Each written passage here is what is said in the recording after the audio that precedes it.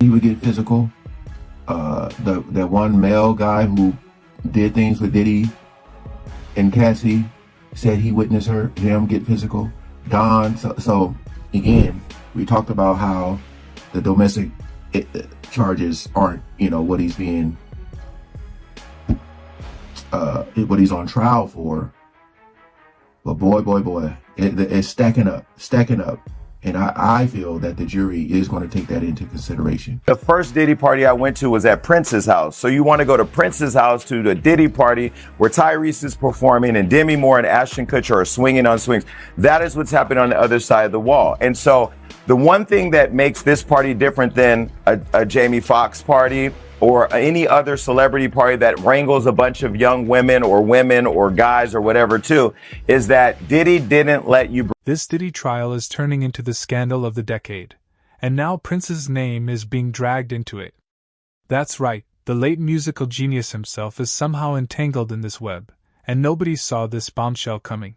Damn, what if Prince was what if he caught wind of some, I'll just say allegedly, stuff that Diddy might have been doing that seems to be, like, I ain't talking about consensual things, I'm talking about illegal things or whatever. But I'm just like, would Diddy be that dumb to not think that Prince, this celebrity, has cameras in his house as well? So I'm just trying to think, because if Prince has cameras and he's recording stuff, to get some dirt on Diddy, I don't know. I feel like Diddy, with all his cameras that he allegedly had, or no, they actually found cameras. Word on the street is that Diddy used to throw some of his most infamous parties at Prince's house. These weren't just any celebrity gatherings. That the Diddy's team tried to do was show how they had breaks, and she was with Michael B. Jordan and was with Kid Cudi for a minute. But during that time period, she was still having freak-offs with Diddy, and I think that was them trying to show, this wasn't a controlling thing. Here she was, hooking up with other people. She just was into the freak-offs. I kind of buy that, to be honest. So... she is out of the freak-off scene. She is... when she's with Kid Cudi, or allegedly with Michael B. Jordan, she's kind of out of the freak-offs if she wants to be. So why do you keep going back? Yeah. I know it's kind of like a mental, she still loves Diddy. Diddy was jealous about her. Oh, yeah, because that was another thing that the prosecutors were trying to do, is show that, that they had a very jealous relationship. She would get jealous when he's with Kid Cudi. Also, Kim Porter, Cassie would be jealous of Kim Porter. Right. Trying to show that, Cassie, you were in love with this guy. That's why you were jealous. Right. So, this was a real relationship. It was just interesting to see Chris Brown. I mean, he's always coming up somewhere, dude. He is. Chris Brown. All right. Final story of the week. Justin Bieber is not a victim of Diddy. So this was one of those rumors or whatever that was flying around in the months leading up to the trial. And to be honest, there was quite a few rumors flying around, was there minors involved? Says if no other celebrity was part of freak-offs, why are they in hiding? Are they in hiding though? I don't think they're in hiding. I just think other celebrities didn't want to insert themselves. No one wants to be tied to Diddy one way or the other. Even if you're at a white party, just having a lot of fun, one of Diddy's white parties, you don't want to be linked in any way. No, and that's why all those people, there's a few people I think that have come forward and been I didn't see any of this freak off. We're talking about events where Tyrese would be performing while Demi Moore and Ashton Kutcher were literally swinging on swings. But here's the tea. Unlike other A-list parties, Diddy had one strange rule. Guests couldn't bring their own security. Makes you wonder what he was trying to hide, doesn't it? But wait, it gets juicier. Apparently, Prince might have been playing 4D chess the whole time. Ever since my third album, I wasn't really taking large advances from the recording companies. I was recording the albums myself in my own studio. So the way I looked at it, I owned the work because I paid for it. And I did all the work. I created it, so I felt like it should belong to me. That said, the companies felt otherwise. And they would always hold this contract up and say, well, you signed it. And I say, well, I understand that. It's not like I want to leave. I just want to talk about this thing and see if we can't make it more fair. Of course, they wouldn't change, because if they changed, they wouldn't really exist. And that's kind of the situation we're in right today. They're not going to exist much longer. It's not like we're against them or anything like that. The idea is that we find better ways of working with one another. It shouldn't be a situation where they own the album or the work. We're talking about intellectual copyright. If they're going to be indeed a delivery service, then that's fine. But even FedEx doesn't say that they own the thing that they ship. Cassie Ventura on the witness stand for a fourth day in the federal criminal trial against hip-hop mogul Sean Diddy Combs. The defense continuing cross-examination this morning, confronting her with dozens of her own messages, many explicit, hoping to convince the jury she was an eager sexual partner who matched Combs's desires. "I'm always ready to freak off," one message said. She was into the freak-offs herself and was like a willing participant and was into all the freaky stuff, and essentially that was the crux of what they were trying to do yesterday. And do you think they proved that or not? I mean, there's texts like that from 2009, "I'm always ready to freak off." There was some other texts where she was referencing like hitting him up about the FOs, is what they were referring to him. To me, like, yes, this doesn't look good, but at the same time, I think the timeline is crucial here. And these are texts from 2009, man. That was when they were first getting in the relationship. She was young. Obviously, they were in the honeymoon stage, and she was stoked to like, oh my God, I'm with Diddy. I'm living this lavish lifestyle. Of course, she's going to be saying things that she knows will. The purple one was known for being meticulous, private, and always 10 steps ahead of everyone else. So what if, and this is the whisper that's getting louder by the day, Prince had his security cameras rolling during these wild parties? Today in a New York federal courtroom, Sean Diddy Combs told the judge he was, quote, a little nervous. The rap mogul's criminal trial began this morning. He is sex trafficking, racketeering, and more. The two sides are now in the process of selecting a jury of 12 plus alternate. Ben Chu, you put Johnny Depp on the stand. It's always a high-risk strategy. It worked for you. If you were representing Sean Diddy Combs, would you put him up? Well, we put Johnny up because he was telling the truth. So that was a very easy decision to make, and he had the burden of proof, and frankly, we couldn't have stopped him even if we wanted to, but we didn't want to. Telling the truth as he did over several days, you're not telling the truth, skilled attorneys on the other side are going to puncture that. I believe in that system. I think in this case, I don't think he's got any choice. Given that video, he's got to explain it. He's got to say that he's terribly sorry for it, but that was an aberration. That's not who he is. He simply has to say that. With the selection of a jury in the Sean Diddy Combs case almost complete, prosecutors are preparing for opening arguments on Monday. But they admit there's a snag. One of their key witnesses against the rapper appears to have gone missing. This comes as we learn that Combs' ex-girlfriend, who was seen on video being assaulted by the rapper, is pregnant. There's been a delay in jury selection in the sex trafficking trial of Sean Diddy Combs. The judge postponing the last phase of the process until Monday. What role do you think it's possible Christian Combs could play in his father's criminal case? The government loves superseding indictments. The government loves indicting your relatives. Why? Nothing is worse. Right now, Diddy's sitting in a jail cell. What could be worse? The thought of your son also sitting in a jail cell. I think that if we're talking about additional charges and additional defendants, those are probably two of the more likely. And Christian, of course, was the subject of a civil lawsuit where there was a sexual allegation naming him directly.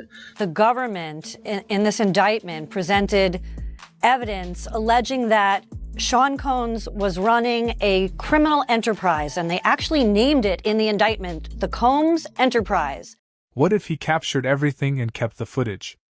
Or maybe he passed it to someone he trusted before his untimely passing? Prince is a real one. Prince did not F with Diddy. We went to Prince Club one day, and Prince was sitting right there, and Diddy was coming up to meet him. Prince got up and walked out his own club. Y'all let that nigga in here? Whoa!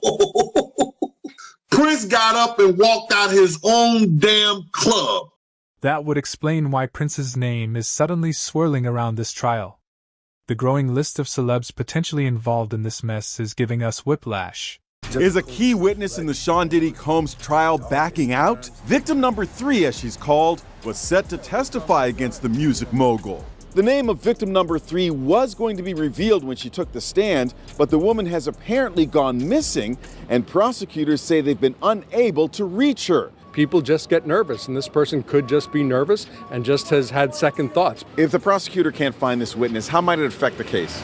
Look, I don't think it's going to have a tremendous effect. The prosecution is going to call a number of alleged victims. So look, this is just one less. Someone else is also getting cold feet. A juror sent an email to the judge asking to be removed from the panel for issues of personal well-being. During jury selection, names were dropped like hot potatoes. Michelle Williams, Robert Downey Jr., Mike Myers, and Lauren London. Then there's Cassie, whose lawsuit against Diddy started this whole avalanche of scandals.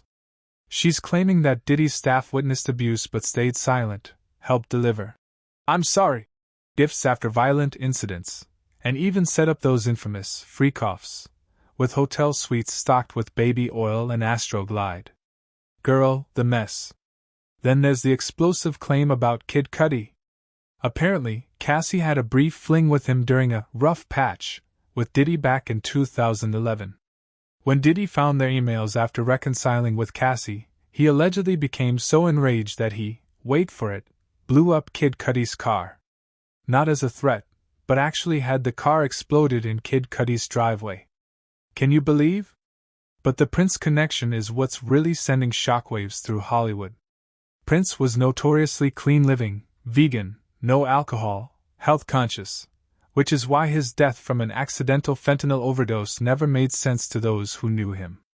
In the days before his death at 57, Prince reportedly told people at his Paisley Park party to wait a few days before you waste any prayers. It's like he knew something was coming. The timing is suspicious, especially considering Prince's battles with Warner Brothers over music rights, the same company that later formed a partnership with Diddy's Bad Boy Records. Prince fought so hard for artistic control that he famously changed his name to a symbol and became the artist formerly known as Prince, just to escape Warner's contractual grip. Meanwhile, Diddy was inking deals with the very same company, getting a financial structure that would remain a force in the music industry. Prince's sister Tyka Nelson dropped some major bombshells before her own passing, claiming that Prince had been preparing her for his death for 2 years before it happened. He reportedly told her, "I've done everything that I've come to do." In their last conversation, just 4 days before he died, Prince kept changing the subject when she asked how he really was. Why was he being so evasive? What did he know? What's even more intriguing is that Prince allegedly told his sister he was in trouble shortly before his death. The official story is that he died from counterfeit Vicodin laced with fentanyl, but many aren't buying it. This was a man who was so health conscious that he barely even took aspirin. Something doesn't add up. The million-dollar question now is, will Prince's alleged recordings of Diddy's parties actually surface during this trial? Could Prince have been silenced because he knew too much? Was his death really an accident, or was something more sinister at play? Looking at the other names being dragged into this mess doesn't make Diddy look any better. Harve Pierre was implicated in a lawsuit filed by a Jane Doe who claimed he convinced her to fly from Detroit to New Jersey where she was allegedly assaulted by him and Diddy. Young Miami, who was reportedly on Diddy's payroll, was allegedly even transporting substances for him. Then there's Dallas Austin, a childhood friend of Kim Porter, Diddy's late wife, whose sudden death has also raised eyebrows and whispers about Diddy's possible involvement.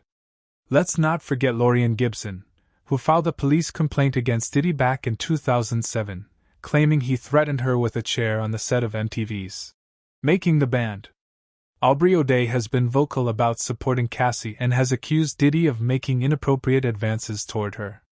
Dawn Richard, a former Donity Kane member, sued Diddy, claiming he forced her to rehearse for hours without sleep and took advantage of her. She also claimed she witnessed Diddy get physical with Cassie while under the influence. Even Michael B. Jordan's name came up because he allegedly had a flirty relationship with Cassie in 2015, which probably sent Diddy into one of his infamous rages. But the Prince connection is what has everyone truly gagged. If Prince really did have footage of what went down at those parties, and if that footage has been preserved somewhere, it could blow this whole case wide open. Just think about it. Prince, always calculated and careful, letting Diddy use his house for these parties while secretly documenting everything. It's the kind of chess move only Prince could pull off. The question on everyone's lips now is whether Prince's name will actually come up in court, and what bombshells might drop if it does. Could Prince have paid the ultimate price for knowing too much? Was his cryptic message about being safe a hint that he was sitting on explosive information? As this trial unfolds, one thing's for sure: Hollywood is trembling. If someone as powerful and protected as Prince couldn't escape whatever storm was brewing, then nobody is truly safe. And if those recordings do exist and make their way to court, the fallout would be nuclear. The Diddy trial is already promising to be one for the history books. But with Prince's name now in the mix, we're looking at a scandal that could reshape everything we thought we knew about the music industry's dark underbelly. Stay tuned, this is just the beginning.